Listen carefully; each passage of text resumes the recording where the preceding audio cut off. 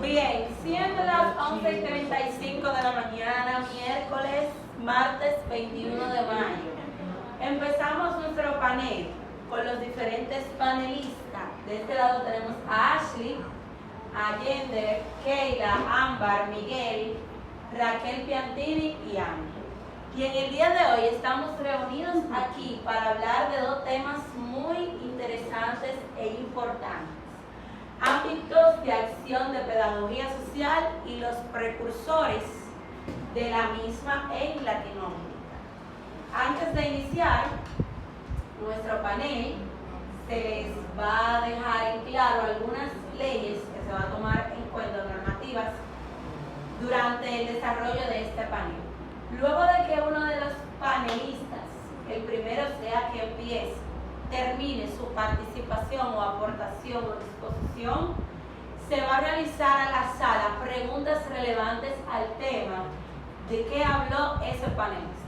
Así que deben de prestar suma atención, porque puede ser que le toque responder una de esas preguntas. Luego de que finalice la parte de realizar preguntas o dar aportes, los panelistas van a continuar con sus exposiciones.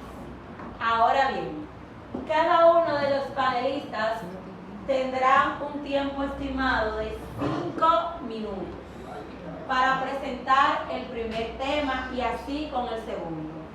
Si le queda tiempo libre y opta por regalárselo a las personas del público para que den aportaciones, lo pueden hacer, o si quieren hacerle preguntas, alzan su mano, le piden la palabra a la moderadora y ella les otorga para que realice la pregunta a la sala. Siendo las 11:37 de la mañana, empezamos con la primera panelista, Ashley Crismerly Sosa. Ok, gracias. Gracias por la oportunidad. Yo les voy a estar hablando sobre la educación para adultos con mi profesor, que es Michael Knowles. Este señor se enfocó principalmente en cómo enseñar a los adultos, y es por eso que él creó una teoría llamada andrología. Este es lo contrario de la pedagogía, ya que la pedagogía se centra en enseñarle a los niños. Esta es la ciencia que enseña a cómo enseñar a los adultos. Sabemos que los adultos aprenden de una manera distinta, y la educación de los adultos difiere de la educación de los niños, ya que los adultos tienen más experiencias que se pueden utilizar dentro del aprendizaje. Los niños suelen ser como que el maestro, cuando enseña a los niños, suele ser el que da la enseñanza, pero en el caso de la antropología es el maestro que es como el mediador y los adultos aprenden por sí mismos. También esta antropología posee varios principios que son, por ejemplo, la necesidad de saber. Cuando un adulto tiene la necesidad de aprender, se le hace más fácil ese proceso, ya que si tiene algún tipo de necesidad, logrará motivarse para ello. El concepto personal y la experiencia previa. Como ya saben, los adultos tienen mucho más experiencia, lo cual puede partir, el aprendizaje puede partir de esta para así que sea más significativo. También debe tener la disposición para aprender. Es cierto que los adultos poseen menos tiempo que los niños realmente, porque tienen varias responsabilidades, pero esto deben tener la disposición de hacerlo. Y luego tenemos la motivación. Muchas veces se puede llegar a creer que los adultos, como ya tienen un concepto general de ellos, como que no les gustan los juegos o algo así, es un concepto erróneo, ya que los adultos también, al igual que los niños, deben ser motivados. Y también dentro de esta enseñanza, ellos deben tener... Le quedan 2 minutos. Hay una pregunta. Vamos a realizar 2 preguntas a las personas del público. La primera es, ¿por qué crees que el aprendizaje de los niños difiere de los adultos? Ok. En mi opinión personal, yo considero que el aprendizaje de los niños difiere de los adultos porque los adultos son como el eje de aprendizaje de los niños, es decir, ellos son como los caminantes de los niños, eso considero. Amén. Yo considero que, por ejemplo, en los adultos la educación ya es, ¿cómo decirlo? En los niños es como que hay que tomarse un tiempo, tener un proceso para desarrollar los temas. Por ejemplo, hay niños que, por más que se hablen de ciertos temas, no son capaces de entenderlo. Y lo que son los adultos, por ejemplo, ya yo creo que tienen un mayor entendimiento. Claro que en cuanto a los temas, pero bueno, en cuanto a los temas, yo considero que los adultos, por ejemplo, yo creo que tienen una facilidad un poco más que los niños, porque los niños a veces hay que darle cierta atención, se distraen fácil, y a los adultos, por ejemplo, ya tienen esa intención puesta en lo que tienen en su aprendizaje. Sin embargo, yo puedo aportar que los niños pueden ir desarrollando conocimiento, observando y apreciando las diferentes actitudes de los adultos. Sí, mejor. Ok, algo más que agregar es que en esta ciencia que es la andrología no hay mucha información, ya que mayormente se centra como en estudiar la pedagogía, o sea, cómo aprender los niños. Y yo pienso que es algo que debería cambiar porque los adultos también deberían tener como más información y los maestros de adultos deberían también estar como que más preparados en este término porque también es importante. Bien, su tiempo ha terminado. Tomando en cuenta lo que usted mencionaba, el ámbito de enseñar a las personas adultas, nos llevamos una palabra nueva que es la androgodía. Continuamos con el siguiente panelista que tiene a cargo el siguiente tema, el cual es educación para la mediación y la integración social, y su precursor es Jesualdo Sousa. Excelente. Disculpa. Muy buenos días. En primera instancia, para dar inicio a mi alocución, quiero citar una frase que dice: la verdadera educación no solo llena nuestras mentes de conocimiento, sino que también llena nuestro corazón de comprensión y solidaridad. Interrelaciono esta frase con el ámbito que me tocó, que es la educación para la mediación y la integración social. Es obvio que la educación, justo como decía esta frase, no solo debe de encargarse de lo que es llenar nuestro cerebro de conocimientos, dígase, sea matemático, de idiomas o en cualquier otro ámbito, sino que debe prepararnos para lo que es la sociedad, para que seamos entes sociales, seamos seres realmente humanos, porque podemos ser seres vivos, pero la humanidad es una característica que no todos solemos tenerla, aún siendo humanos. En ese mismo sentido, de las cosas que debe proclamar lo que es la educación son los valores, el convivir de manera armónica en la sociedad. Los estudiantes también deben ser parte de lo que son las actividades comunitarias y los proyectos sociales, puesto que de nada sirve que un estudiante sea, digamos, excelente en cuanto a lo que es sus proyectos en el plantel escolar y no ponga esto en práctica para ayudar al crecimiento, dígase de su comunidad o de su contexto social. Entonces, la educación para la mediación y la integración social.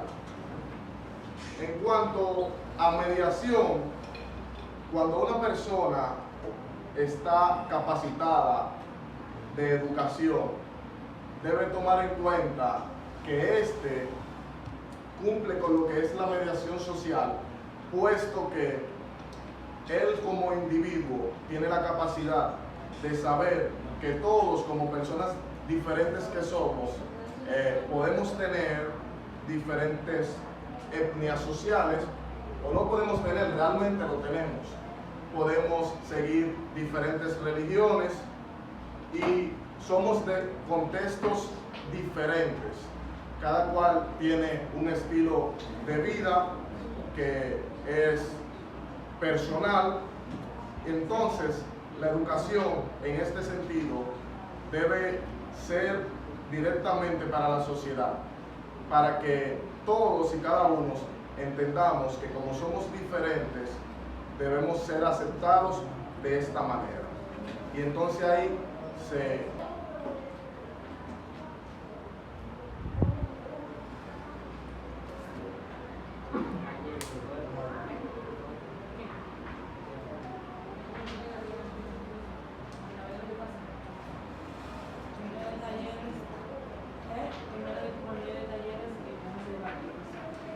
Bien. Démosle un tema a uno de esos talleres para integrar, para relacionar la educación a la integración social, tomando en cuenta el aula, tomando en cuenta a los estudiantes, sus alumnos de su aula, del aula que le corresponde, de su ciclo. ¿Qué ciclo de? Pues entonces relacióneme la educación con la integración social a través del taller que usted realizaría. ¿Cómo lo haría? El tema sería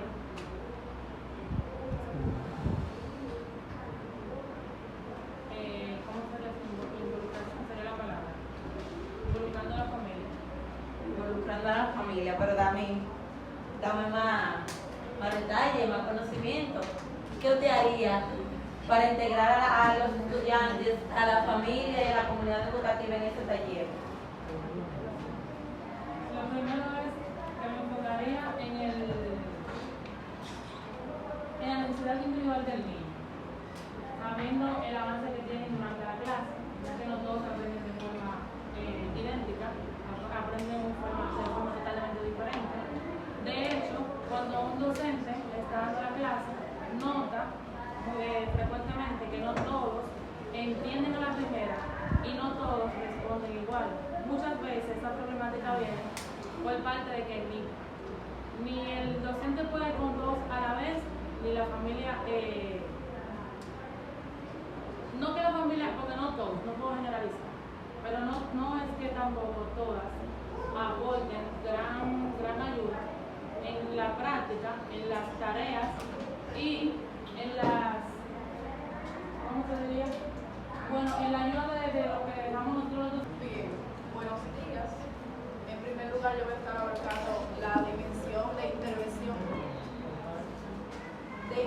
socioeducativa en infancia y juventud, centrándome en ser un abogado que busca y aboga lo que es la integración de una educación que promueva valores y además permita el desarrollo integral de los estudiantes, que esta no solo se base en impartir conocimientos académicos, sino que busque que este pueda ser un ser capaz de integrarse a la sociedad, sabiendo ser, hacer y también pensar, que desarrolle su pensamiento crítico. Considero a la educación como algo democrático, que debe tomar en cuenta las diferencias individuales, además de ser equitativa y justa, tomando esto como pilar fundamental para que se lleve a cabo una educación para todos. Bien, cuando defino a la dimensión socioeducativa en infancia y juventud, lo tomo en cuenta como un conjunto de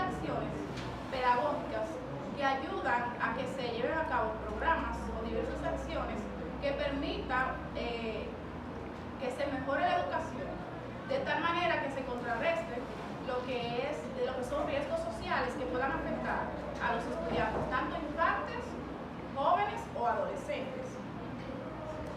Esta dimensión también puede abordar al ámbito social, escolar, comunitario y lo relacionado con la familia. No solamente se centra en un solo ámbito. Además, cuando se habla de esta dimensión, es importante tomar diversos aspectos claves, como por ejemplo el desarrollo integral. Cuando se habla de desarrollo integral, no solo se debe ver porque el estudiante sepa insertarse en la sociedad, sino que también sus emociones son lideradas. También la inclusión social es otro aspecto abordado. Algo que se toma en cuenta hoy en día en la educación. La prevención, prevenir lo que son los diversos riesgos sociales. Cuando se deja a los niños, adolescentes o jóvenes por su propia cuenta, puede haber lo que son embarazos adolescentes u otras situaciones que afectan lo que es la vida. Y que esto solamente no tiene que ver con algo individual, sino que tiene que ver con la sociedad entera. Ya que si no velamos por esas personas, la sociedad no podrá avanzar, ya que ellos son prácticamente también el empoderamiento, que el estudiante pueda adquirir habilidades y competencias que le permitan ser un ente completo. Y el contexto educativo y comunitario y integraciones en el ámbito escolar para llevarlas a cabo. Existen diversas estrategias que se pueden utilizar para afrontar y llevar a cabo la aplicación de esta intervención, que tiene que ver con la socioeducativa en infancia y juventud. Entre estas, el refuerzo educativo, que no se le deja a los estudiantes ir solos por el camino de la educación, sino que se ve por ello dándoles cursos o talleres que los ayuden a motivarse más por el aprendizaje. También las tutorías y actividades que son extracurriculares, que no solamente se lleve a cabo la enseñanza dentro de aulas, sino El tema de la intervención socioeducativa en infancia y juventud. Dicha intervención será a la sociedad, pero a través de la educación.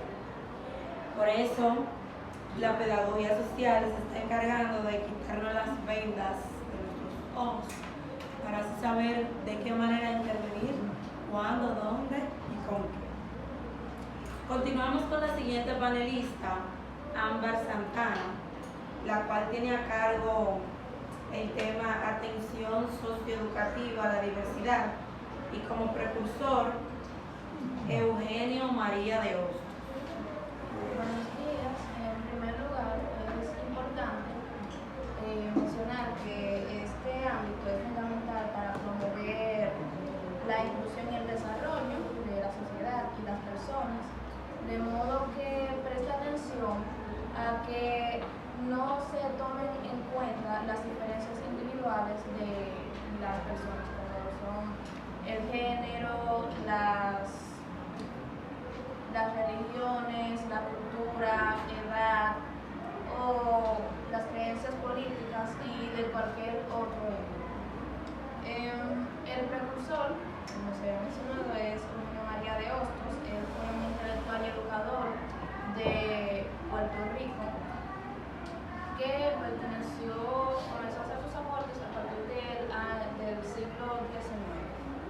Entre esos aportes se encuentran lo que son la educación integral y humanista. Él apoyó principalmente que las mujeres pudieran tener más participación en la educación, además de que para él no solamente era importante que los conocimientos se basaran solamente en lo académico, como incluir las áreas matemáticas, la lengua española y demás, sino que también la educación estuviera en el ámbito de lo moral, los valores y el respeto y todo lo demás. También se incluyó en esto lo que fueron las emociones, tomando en cuenta esa perspectiva de las personas, que es muy importante sobrellevar. Es bueno tomar en cuenta que el objetivo principal de este ámbito es garantizar la educación a cada una de las personas, sin importar su raza, color, etnia, cultura y todo lo demás, como comentaba la panelista, es importante que todas las personas reciban educación sin importar qué. El objetivo principal de este ámbito es la inclusión, la calidad educativa y todos los puntos que pudo destacar la panelista. Continuamos con el siguiente tema. Está a cargo de Miguel Agesta, Educación del ocio, la animación y la gestión cultural. El precursor es José Martín. Antes de iniciar, este tema se divide en 3 partes. Y bueno, la educación de ocio abarca un amplio espectro de actividades y experiencias que tienen lugar fuera del contexto o del entorno educativo formal. Su objetivo es enriquecer la vida de las personas a través del aprendizaje, la exploración y el disfrute de actividades recreativas en tiempo libre.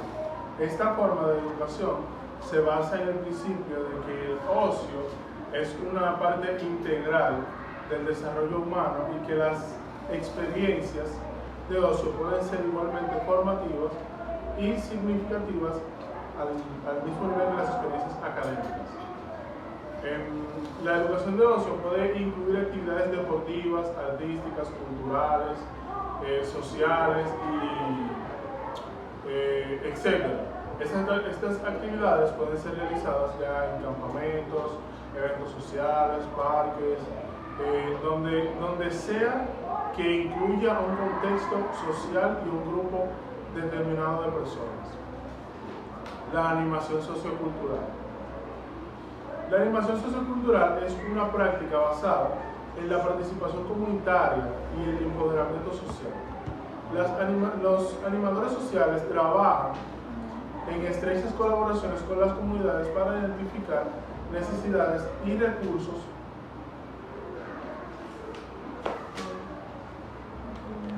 animadores socioculturales trabajan en estrecha colaboración con la comunidad. Bueno, para identificar necesidades y recursos y potencialidades para diseñar y facilitar actividades de proyectos que promueven el desarrollo personal. Estos animadores o estas personas tratan de identificar cuáles son las necesidades de las personas para así ayudarlos a progresar, brindándoles recursos o posibles talleres, vamos a decir, de...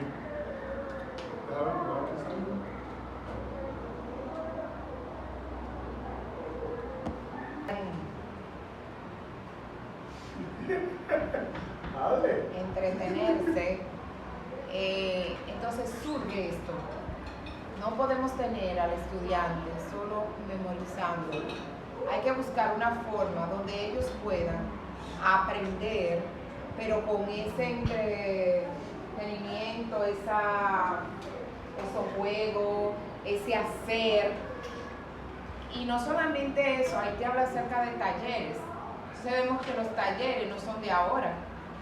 Te presentan los talleres, por ejemplo, en los nuevos centros educativos, te lo están colocando que es de ahora, pero hay talleres que son desde mucho antes.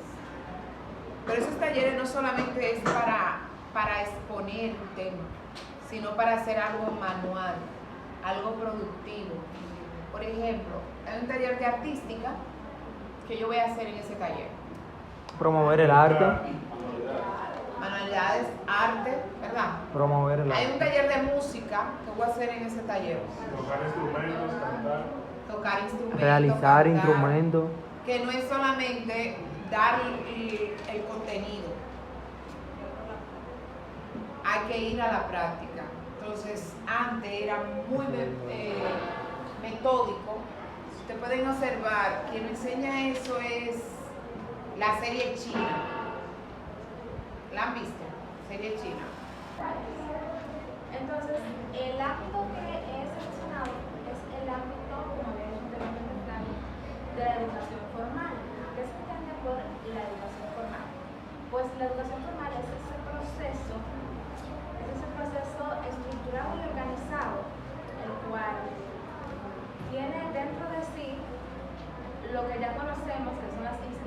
educativas como son las escuelas, los institutos, las universidades y los colegios. La educación formal también está organizada o estructurada por lo que es un plan.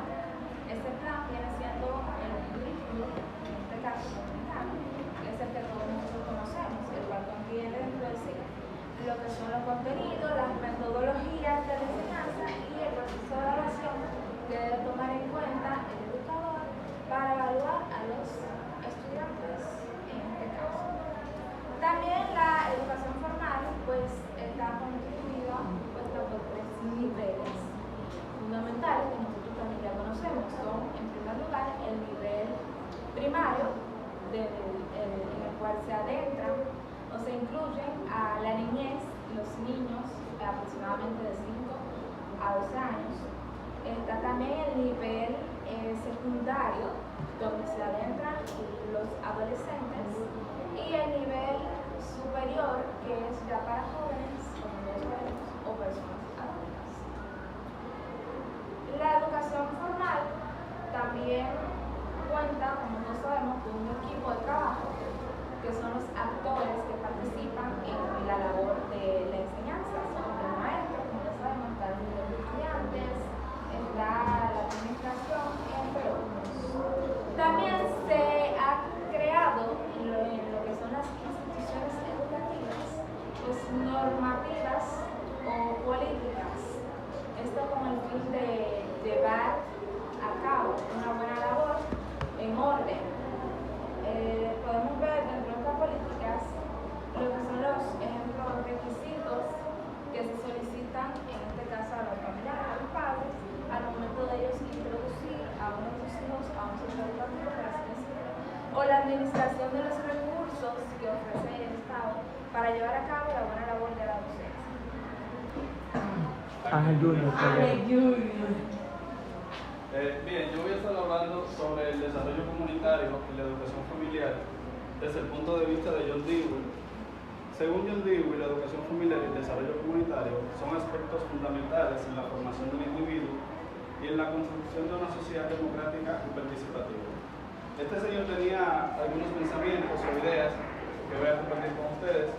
Primero, él creía que la educación debía ampliar la experiencia de los estudiantes. Mientras estuve leyendo, investigando este tema, me di cuenta de que este pensamiento tiene mucho que ver con relacionar los contenidos que se le dan a los estudiantes con cosas de la vida cotidiana, como por ejemplo que el estudiante no toma un contenido y simplemente lo tome ya en base a simplemente contenido y ya, sino que ese contenido que él está tomando se pregunte para qué le sirve en su vida. Como muchos sabemos, esto es algo como que casi no se trabajaba. Creo que se está tomando mucho en cuenta en este tiempo, pero anteriormente yo no escuchaba como que el docente casi implementaba eso de que para qué me sirve en la vida cotidiana. Ese es mi punto de vista, pero actualmente sigo estudiando. En mi práctica 3 veo como hay educadores que tratan de que lo que se le está enseñando al estudiante se pregunte para qué le sirve en su vida cotidiana. Otro pensamiento es que fomentar la reflexión y la interacción. Desde el punto de vista de John Dewey, él quería crear una sociedad en donde los estudiantes sean democráticos y sean reflexivos, es decir, que sean capaces de que lo que ven, lo que analizan, lo que consumen a diario, se pregunten qué es esto, para qué, cómo, y sean críticos en ese sentido. Y otro pensamiento es crear entornos de aprendizaje que promuevan la democracia y la vida en comunidad. John Dewey creía que la democracia debía venir desde la casa, y él decía que los estudiantes debían ser libres y sentirse en un entorno donde puedan sentirse cómodos, sentirse familiarizados, e incluso él tenía una teoría educativa en donde esta se basaba en la idea de que la escuela debe reflejar un entorno social natural para facilitar el aprendizaje efectivo, abogando porque los intereses de los estudiantes guíen la instrucción del máster. En este punto yo digo que